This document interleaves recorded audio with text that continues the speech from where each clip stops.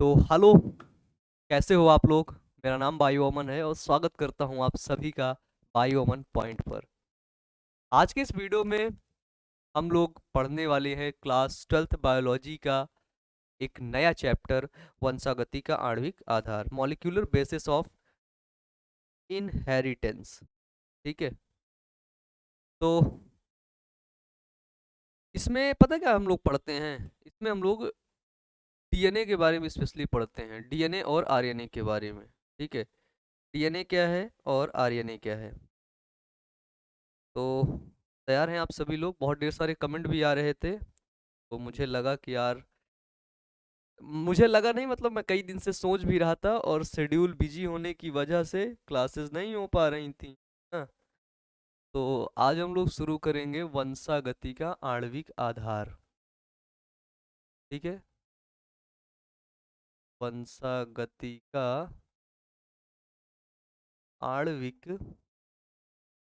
आधार, नया चैप्टर है ना। सबसे पहले हम देख लेते हैं इस चैप्टर में हम लोग पढ़ेंगे क्या क्या।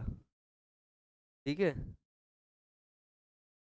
जो वंशागति का आणविक आधार है, इसमें बेसिकली हम डीएनए के बारे में ही पढ़ते हैं। किसके बारे में? डीएनए के बारे में। ठीक है। डीऑक्सी राइबोस न्यूक्लिक शर्करा, डीएनए का स्ट्रक्चर देखते हैं। ठीक है।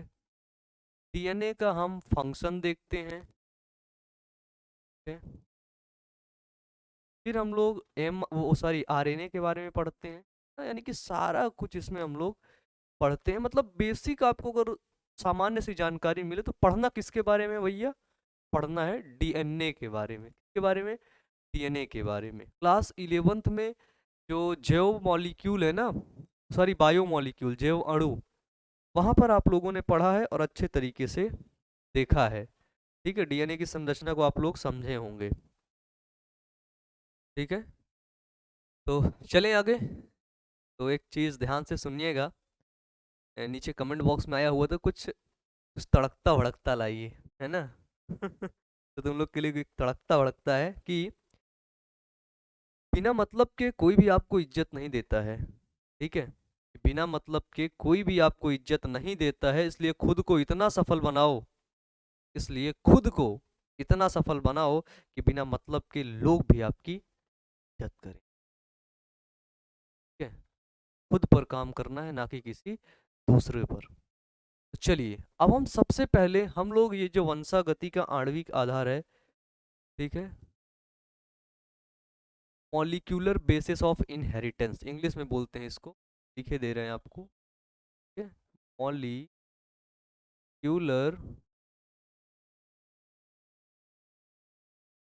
Basis of inheritance. ठीक है। तो वंशागति के आणविक आधार में हम सबसे पहले हम डीएनए के बारे में समझेंगे। ठीक है। किसके बारे में? डीएनए के बारे में।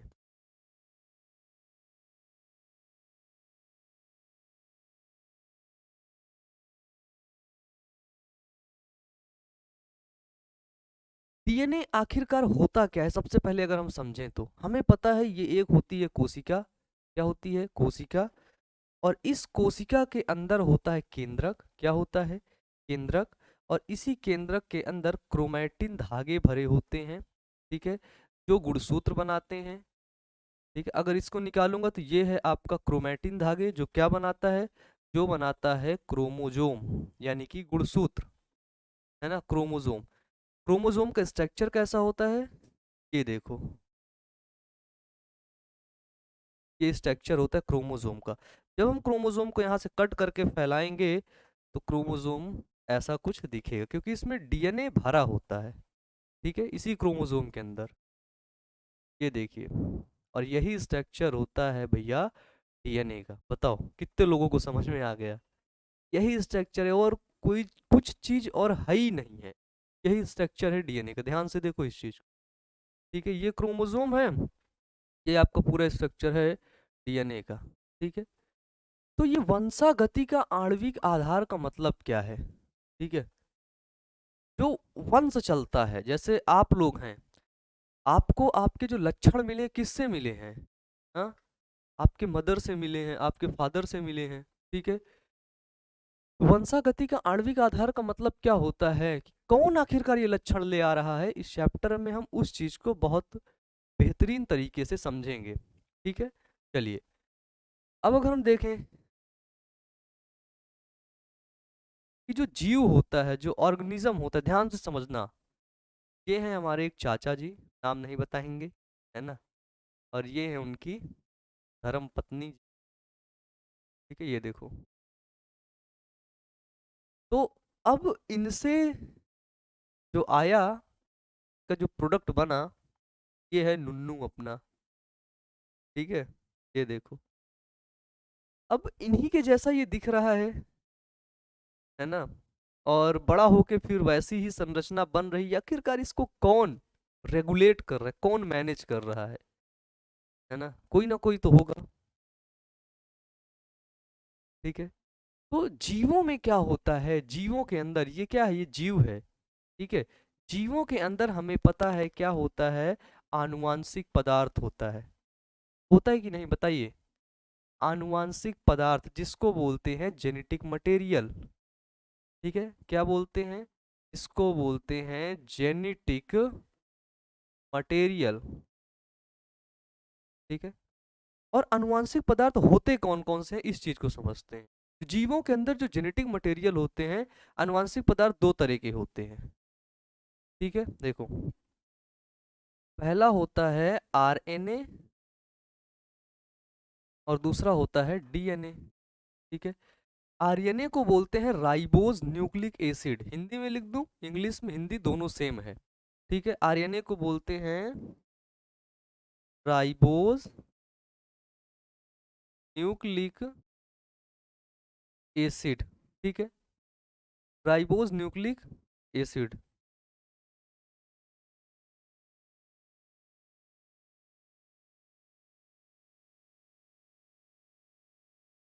ये देखिए, ये होता है आपका आरएनए। ठीक है, जो डीएनए होता है इसको बोलते हैं डीऑक्सी, इसके आगे लगा दो, D oxy ribose nucleic acid. ठीक है, डीऑक्सी राइबोज न्यूक्लिक एसिड। तो यही होते हैं आपके आनुवांशिक पदार्थ जो पीढ़ी दर पीढ़ी सूचनाओं का स्थानांतरण करते हैं। जैसे आपने मेंडल के नियम में पढ़ा था, F1 पीढ़ी, F2 पीढ़ी।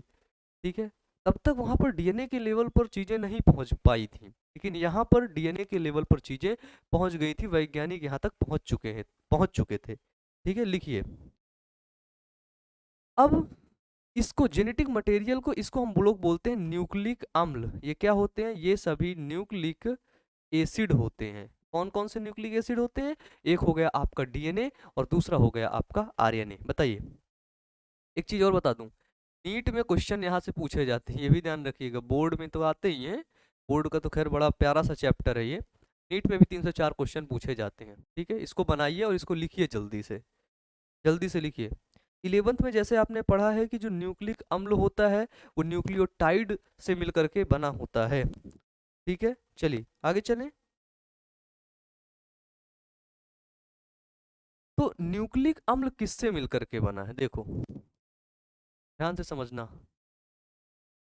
न्यूक्लिक न्यूक्लिक एसिड किससे मिलकर के बना है, तो न्यूक्लिक एसिड मिलकर के बना है न्यूक्लियोटाइड से। ठीक है, किससे मिलकर के बना है, न्यूक्लियोटाइड से। न्यूक्लिक एसिड क्या होता है, न्यूक्लिक एसिड हम बोलते हैं डीएनए या आरएनए जो है वो किससे मिलकर के बने होते हैं, तो वो बने होते हैं न्यूक्लियोटाइड से। ठीक है, बिल्कुल सिंपल, किससे, न्यूक्लियोटाइड से। और न्यूक्लियोटाइड की जो संरचना होती है वो, उसमें क्या क्या होता है हम इस चीज को समझेंगे। ठीक है, इस चीज को हम डिटेल में पढ़ेंगे कि आखिरकार न्यूक्लियोटाइड की संरचना कैसी होती है, न्यूक्लियोसाइड की संरचना कैसी होती है, इसको एक एक टॉपिक को अच्छे से पढ़ते हुए हम लोग चलेंगे, है ना। पीछे ओबीएस ऑन करो एक बार, है ना, बताइए। ठीक है, सब कुछ सही है। हाँ, तो इस अध्याय में हम लोग क्या पढ़ेंगे, यही सब चीजें पढ़ेंगे न्यूक्लिक एसिड के बारे में। ठीक है, तो इसको आप लोग बना लीजिए, ये वाला पॉइंट है जो यहाँ पे, इसको लिख लीजिए। ठीक है, चलिए।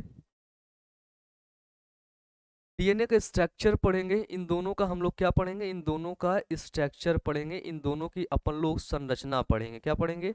संरचना, आखिरकार ये बने कैसे होते हैं, ठीक है, इनका स्ट्रक्चर कैसा होता है, किन से मिलकर के बने होते हैं।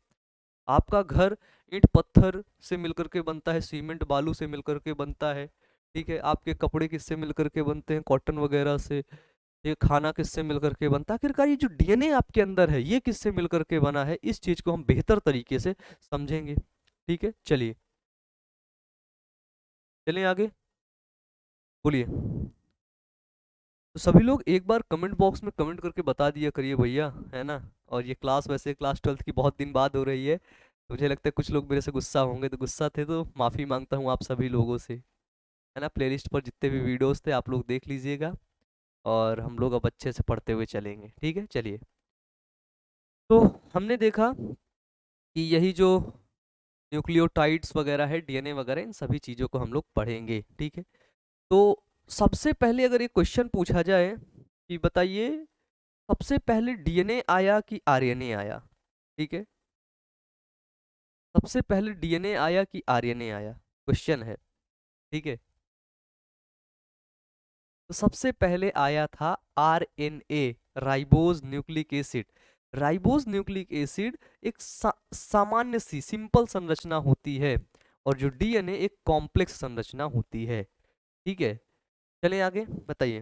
अब हमारा जो नया टॉपिक है वो है डीएनए, एनसीईआरटी का नया टॉपिक, डी एन ए। ठीक है, चलिए अब इसके बारे में हम लोग डिटेल से पढ़ेंगे। डीएनए क्या होता है, इसका सबसे पहले फुल फॉर्म देखते हैं। क्या देखते हैं? Full form. डीएनए क्या होता है? डीएनए का फुल फॉर्म होता है deoxy ribose nucleic, deoxy ribose nucleic acid. ठीक है, हिंदी में बोलेंगे डीऑक्सी राइबोज न्यूक्लिक शर्करा। ठीक है, डीऑक्सी राइबोज शर्करा। ठीक है, डीएनए का फुल फॉर्म क्या होता है? Deoxy ribose nucleic acid. शायद आप लोग 11th में पढ़े ही होंगे। ठीक है, डीऑक्सी राइबोज न्यूक्लिक शर्करा एक लंबा बहुलक होता है। ठीक है, एक लंबा क्या होता है? एक लंबा बहुलक होता है, जिसको बोलते हैं पॉलीमर। ठीक है, अब ये बहुलक होता है डीऑक्सीराइबोस न्यूक्लिक शर्करा, ये देखिए ऐसे बना हुआ है। ठीक है, अब बहुत लंबा होता है, बहुत मतलब समझ रहे हो ना, मतलब इतना लंबा कि अभी तक सोचे भी नहीं होगे, अभी सोचवाता हूँ। ठीक है, ये देखो, इतना अभी तो मैं दिखा रहा हूँ बस, इससे बहुत, इससे कई गुना ज्यादा लंबा होता है। ठीक है, अब इन्हीं के बीच में क्या होते हैं, इनको नाइट्रोजिनस बेस बोलते हैं। ठीक है, तो डीएनए क्या होता है? डीऑक्सीराइबोस शर्करा का एक लंबा बहुलक होता है। बताइए। ठीक है, ठीक है, बताइए, इतना समझ में आया कि नहीं? सच सच बताइएगा, बोलिए। हम बोलते हैं डीएनए एक पॉलीन्यूक्लियोटाइड श्रृंखला होती है। डीएनए क्या होता है? डीएनए एक पॉलीन्यूक्लियोटाइड चेन होती है, पॉलीन्यूक्लियोटाइड श्रृंखला होती है। ठीक है, पॉलीन्यूक्लियोटाइड, पॉली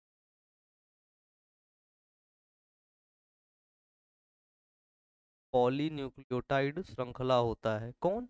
डीएनए। ठीक है, अब देखना, जो डीएनए पॉलीन्यूक्लियोटाइड श्रृंखला है, तो हम समझेंगे पॉली है क्या है, न्यूक्लियोटाइड है। तो हम सबसे पहले इसी चीज को समझेंगे कि ये न्यूक्लियोटाइड क्या होता है। क्या होता है? न्यूक्लियोटाइड। लेकिन उससे पहले एनसीईआरटी के जितने भी टॉपिक हैं हम क्लियर करेंगे। ठीक है, अब देखिए, एनसीईआरटी में एक चीज मेंशन किया गया है कि अगर ह्यूमन का, मनुष्य का,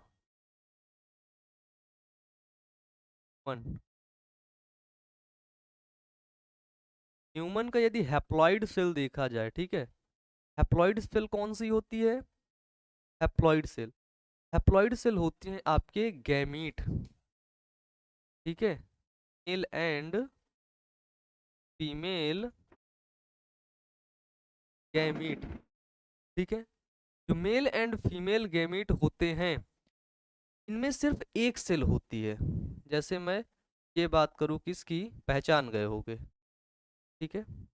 अगर हम बात करें इस एक सेल में, इसमें सिर्फ एक सेल में कितना डीएनए है, ठीक है, इस एक सेल में क्या होता है, जेनेटिक मटेरियल होता है,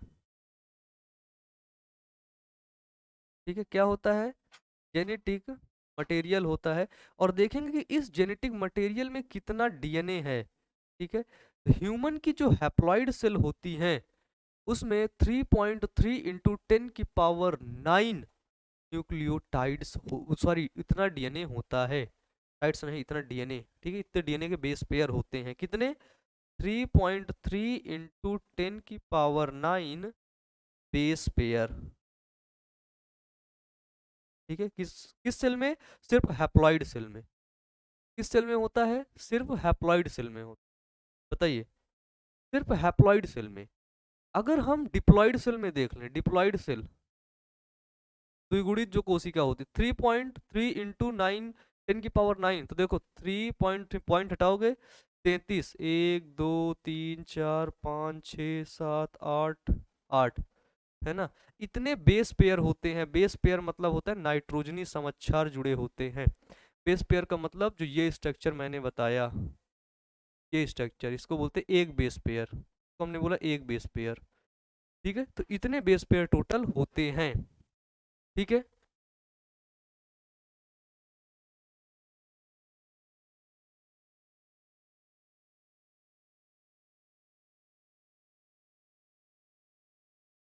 हैं, ठीक है। अगर हम डिप्लॉयड में देख ले तो इसी का जोड़ दो, 6.6 इंटू 10⁻9 बेस पेयर, ठीक है।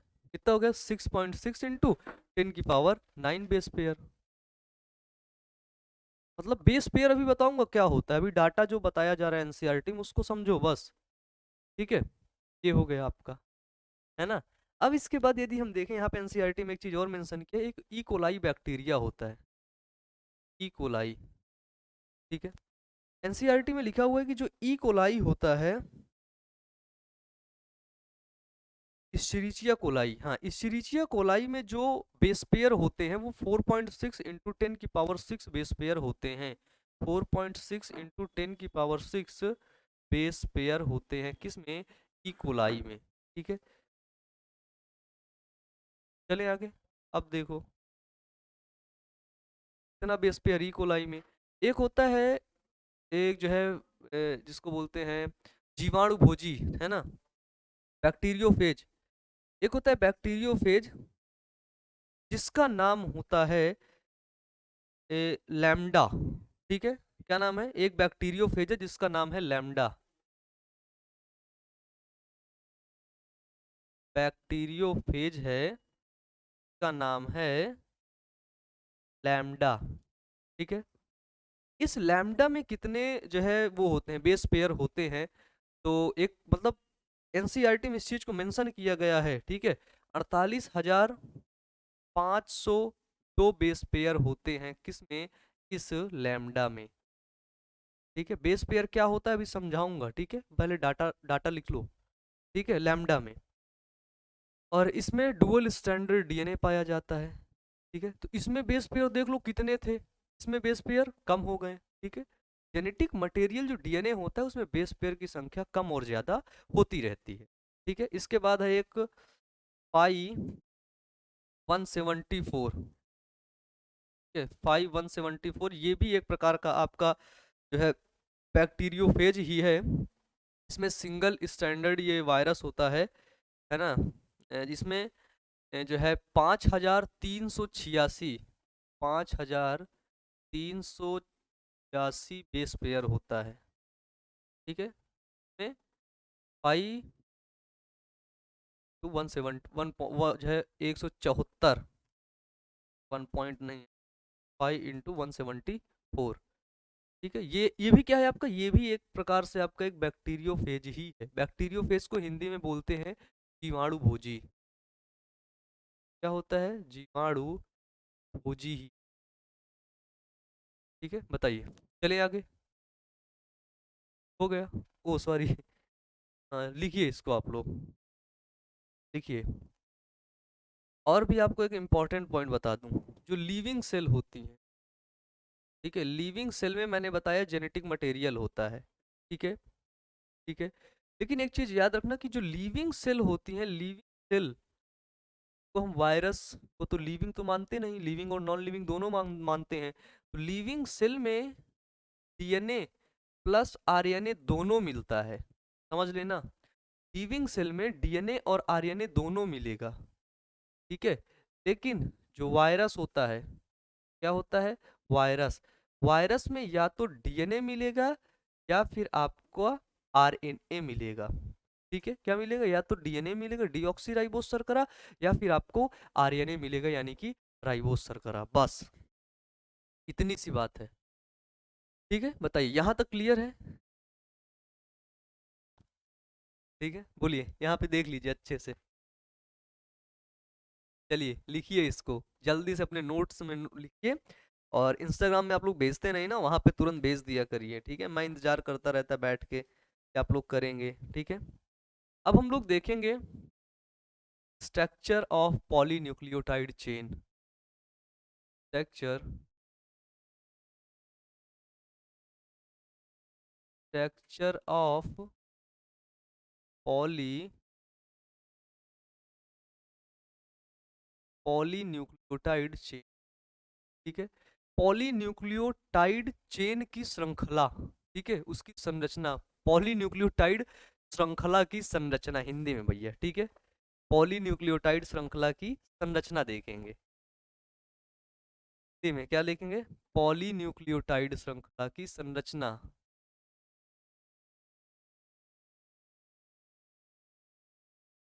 पॉलीन्यूक्लियोटाइड श्रृंखला की संरचना। ठीक है, अच्छा एक बात बताना, सच में आप लोग खुश हो कि नहीं, सच में बताना। सच में खुश हो ना, आप लोगों की बहुत दिन बाद क्लास चल रही ना, मुझे भी पता है, सच में बहुत बिजी था। ठीक है, और पैर में मेरे वो भी हो गया था, आप लोग को पता ही है, उसकी वजह से, और बहुत ढेर सारे काम होने की वजह से मैं आप लोगों की क्लास नहीं ले पा रहा था, है ना, इसकी वजह से सच में मैं माफ़ी मांगता आपसे ऐसे। ये देखो, ठीक है, चलो। अगर हम पॉलीन्यूक्लियोटाइड देखें तो हमने देखा जो डीएनए और आरएनए दोनों पॉलीन्यूक्लियोटाइड चेन होते हैं। क्या होते हैं, डीएनए भी पॉलीन्यूक्लियोटाइड चेन होता है और आरएनए भी पॉलीन्यूक्लियोटाइड चेन होता है। ठीक है? दोनों जेनेटिक मटेरियल होते हैं और दोनों पॉलीन्यूक्लियोटाइड श्रृंखला से मिलकर के बने होते हैं। ठीक है, लेकिन इनमें एक खास बात है, डीएनए डुअल स्टैंडर्ड होता है, समझना। ठीक है, स्टैंडर्ड होता है। ठीक है, द्विगुणित संरचना, सॉरी, डुअल स्टैंडर्ड का मतलब होता है दो क्षार युग्मक, आप मतलब दो श्रृंखला वाला। ठीक है, डुअल स्टैंडर्ड मतलब दो श्रृंखलाएं होती। ठीक है, और आरएनए जो होता है वो होता है मेरे प्यारे भैया सिंगल स्टैंडर्ड। ठीक है, सिंगल स्टैंडर्ड होता है, एक श्रृंखला का होता है। ठीक है, ठीक है, और ये तीनों किससे मिलकर के बने होते हैं, देखो, ये है डीएनए, ये है आपका सिंगल स्टैंड, ठीक है, और ये जो आपका आया, ये है आपका डुअल स्टैंड। क्या है, डुअल स्टैंड। अब ये किससे मिलकर के बने होते हैं, के बीच में होता है नाइट्रोजिनस बेस। ठीक है, नाइट्रोजिनस बेस आपस में जुड़े रहते हैं। अगर मैं इसको सीधा कर दूं, इस डीएनए को सीधा करूं, तो अब इसका स्ट्रक्चर कुछ ऐसे देखेंगे। साइड है, ये साइड, ये बीच में नाइट्रोजन बेस है। ये देखिए, यही डीएनए है, इसको मैंने सीधा कर दिया, है ना। ये जो ऐसे राउंड से ऐसे लपटा हुआ था ना, ऐसे टिपटा हुआ था ना, ऐसे करके उसको मैंने क्या किया, उसको ऐसे मैंने खोल के सीधा कर दिया। ऐसे लपटा हुआ, देखो ऐसे लपटा हुआ था, ये देखो ऐसे करके लपटा हुआ था, मैंने इसको ऐसे खोल के ऐसे सीधा कर दिया। ठीक है, जो सिंगल स्टैंडर्ड होता है आर्यन वो तो ये है आपका, सिर्फ इसमें एक ही श्रृंखला देखने होता है बस। ठीक है। अब यहाँ पे क्या होता है कि जो सिंगल स्टैंडर्ड मतलब इसमें एक श्रृंखला देख लो भाई, डीएनए पॉलीन्यूक्लियोटाइड श्रृंखला से मिलकर के बना होता है, श्रृंखला ही बोलते हैं यार इसको। अच्छा, डुअल स्टैंडर्ड का मतलब क्या होता है? स्टैंड एक, देखो एक ये सिंगल स्टैंड है ना, हिंदी में यार मेरे को श्रृंखला ही बोलते हैं, ठीक है। मेरे को थोड़ा सा डाउट हो रहा है स्टैंडर्ड का मतलब यार, पूरा पढ़ना पड़ेगा क्या इसको? नाइट्रोजनी क्षार यार इसमें सब क्या हुआ है? भाई एक सेकंड रुकना, सच में मेरे को मतलब नहीं पता यार। पॉलीन्यूक्लियोटाइड श्रृंखला, द्विकुंडलित, द्विकुंडलित, हाँ द्विकुंडली। ठीक है, क्या बोलते हैं? द्विकुंडलित। डुअल स्टैंडर्ड का मतलब होता है द्विकुंडलित, द्विकुंडलित।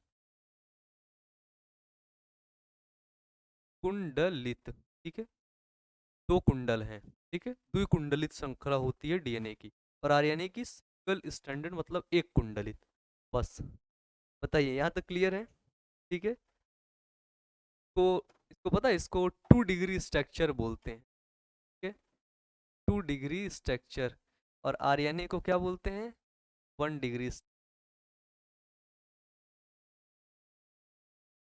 बस इतनी सामान्य सी जानकारी थी आपकी डीएनए के बारे में। और ये जो चेन है, ये जो दोनों में चेन आपको दिख रही है, ये चेन कैसी चेन है? ये चेन आपकी पॉलीन्यूक्लियोटाइड चेन है। ठीक है, तो अब हम सबसे पहले ये समझेंगे कि ये पॉलीन्यूक्लियोटाइड श्रृंखला होती क्या है। ठीक है, इस चीज को समझेंगे। चलिए इसको बनाइए जल्दी से, इसको बनाइए और इसको लिखिए। ठीक है, स्ट्रक्चर ऑफ पॉली, देखो पॉली मतलब होता है बहुत ढेर सारे, क्या? न्यूक्लियोटाइड। तो हम सबसे पहले समझेंगे कि स्ट्रक्चर कैसा होता है न्यूक्लियोटाइड का।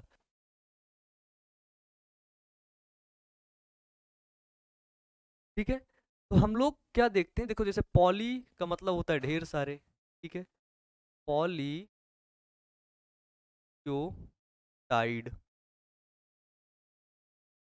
हमको स्ट्रक्चर देखना है। तो पॉली का मतलब होता है ढेर सारे, तो हम किसका स्ट्रक्चर देखेंगे? न्यूक्लियोटाइड का। ठीक है, किसका देखेंगे?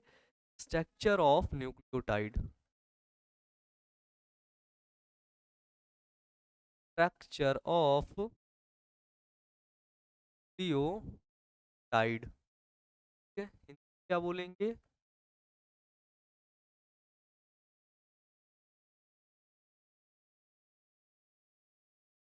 न्यूक्लियोटाइड की संरचना।